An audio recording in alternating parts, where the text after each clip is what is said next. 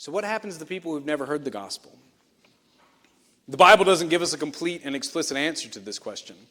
And I'm going to resist my own personal temptation to be more certain than the text allows.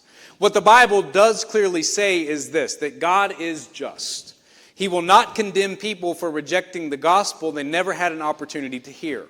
Romans chapter 2 describes people who do not have the law, but who do by nature what the law requires.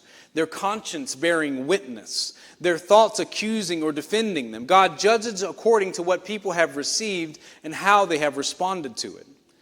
Romans 1 tells us that the invisible attributes of God, his eternal power and divine nature, have been clearly perceived in the things that have been made. Creation itself is a form of revelation. Nobody is completely without access to the knowledge of God.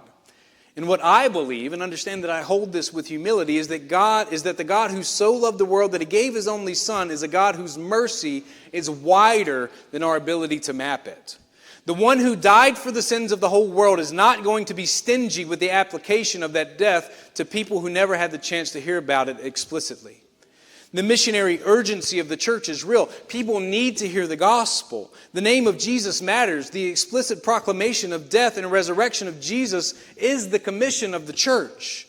None of that changes.